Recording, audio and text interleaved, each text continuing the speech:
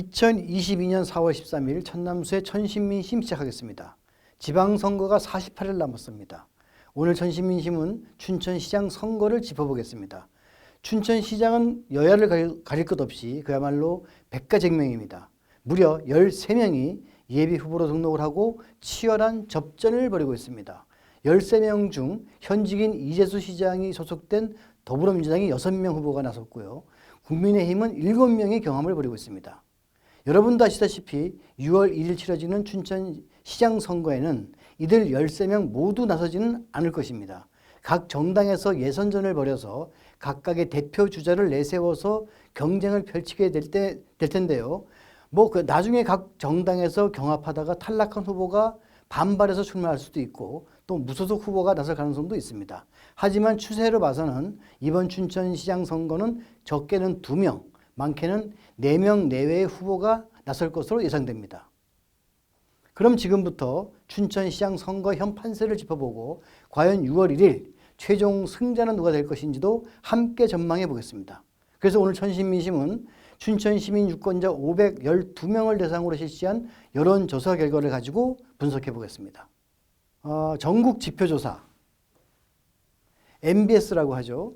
강원도민일보는 지난 대선에서 가장 정확한 예측으로 명성을 얻은 전국 지표조사 참여 여론조사인 K-스탯 리서치에 의뢰해서 지난 11일 하루 동안 춘천시 유권자 512명을 대상으로 전화 면접 조사를 실시했습니다.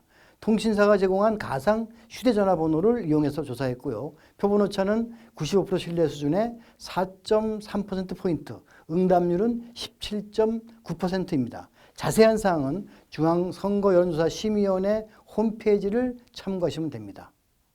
자, 춘천시장 판세를 분석하기 위해서는 지난 지방선거에 대한 춘천 유권자의 인식부터 알아봐야 되겠습니다. 이번 지방선거가 지난 대선을 통해 여야 간 정권이 바뀌고 특히 새로운 정부가 출범하고 한 달도 채 지나지 않아서 치러지기 때문에 춘천시장 선거라고는 하지만 아무래도 대선 이후의 민심 향방과 밀접한 연관이 있기 때문입니다.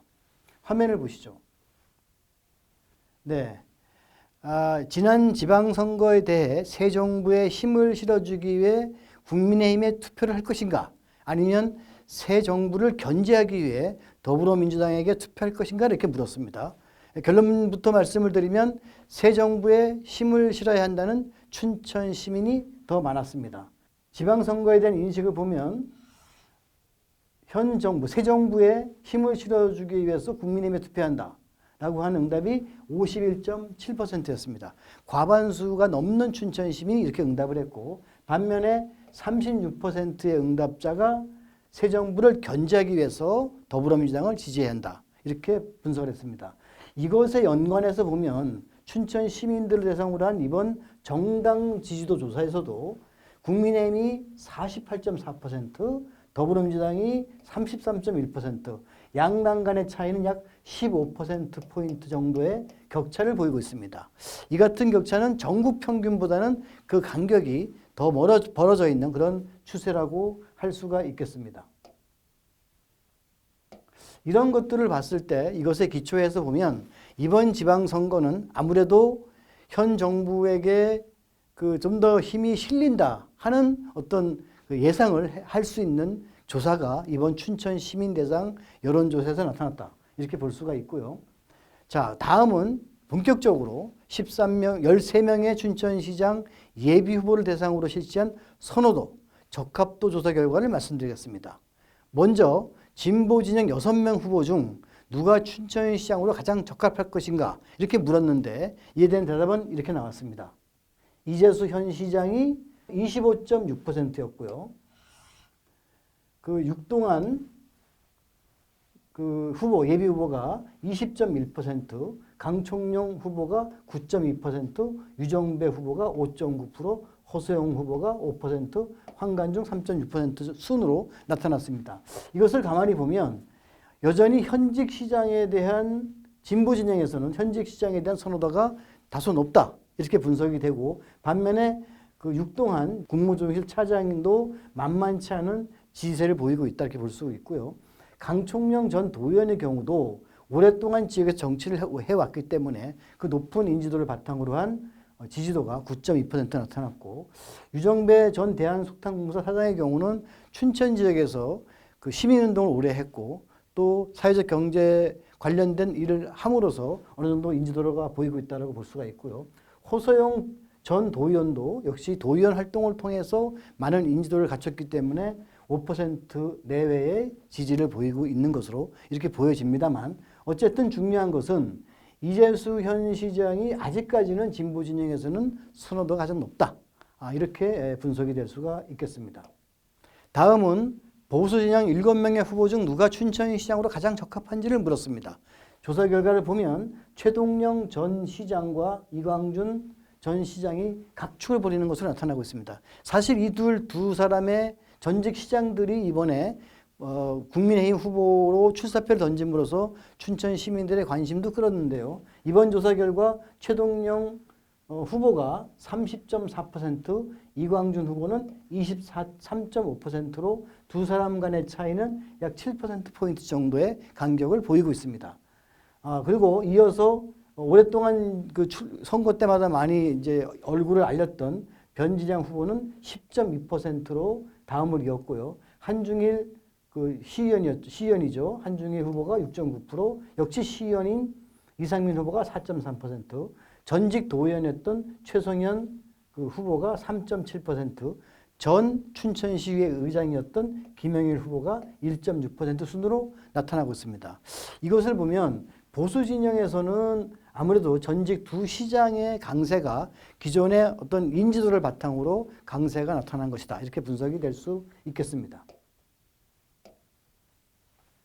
네, 그러면 전체 후보 13명을 두고 누가 춘천시장으로 가장 좋다고 생각하느냐, 적합도, 선호도를 물었습니다. 조사 결과는 최동영 후보 전 시장이 22.3%로 나타났고요. 그 다음에 이광준 전 시장이 18.4%로 선두를 차지하는데, 현 시장인 이재수 시장은 15.9%, 물론 오차 범위 내긴 합니다만 순위에서는 세 번째 순위로 나타나고 있습니다. 이어서 육동환 후보가 8.4%, 변지량, 한중일, 유정배, 허소영, 강청용 순으로 나타났습니다. 여기서 여러분 보시면 아시겠지만 빨간색이 국민의힘 소속 후보들이고 파란색이 그 더불어민주당 그 후보들 지지도인데요. 눈으로 보셔 아시겠지만 국민의힘 소속에 있는 후보들의 지지율을 합단을 해보면 약 53%가 넘어서고 있습니다.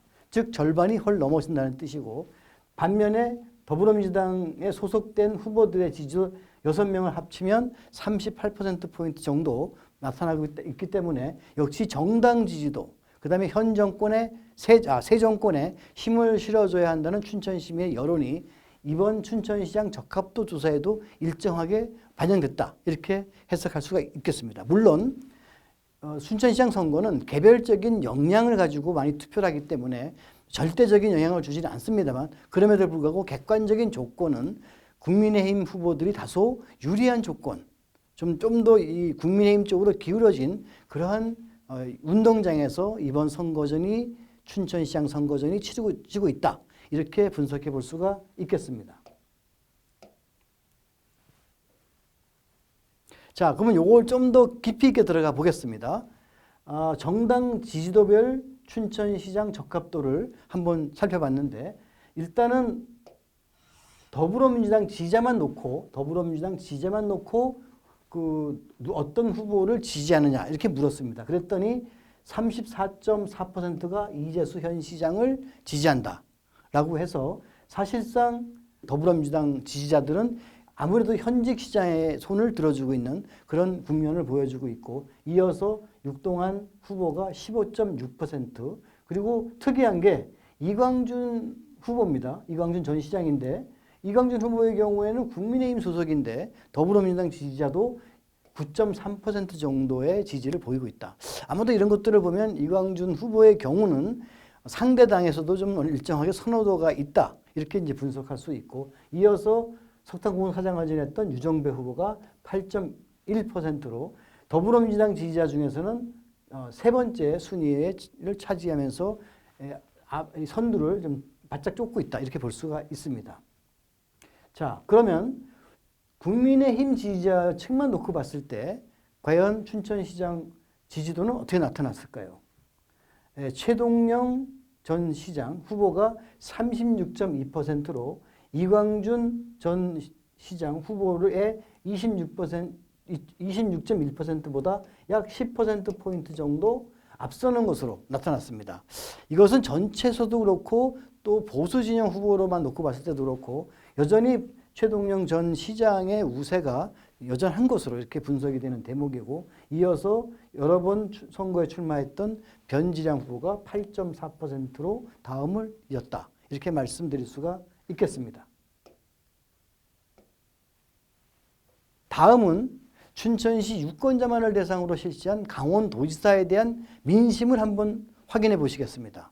강원도지사 선거는 일정하게 강원도 전체 지방선거에 영향을 미치기 때문에 이것을 잘 짚어보는 것도 춘천시장 선거의 영향을 또는 그 외의 지방선거, 지방의원들의 선거에 어떤 영향을 미칠지를 짚어볼 수 있을 것 같습니다. 특히 강원도 전체 유권자가 약 133만 명인데요. 그중 춘천시 유권자는 23만여 명입니다.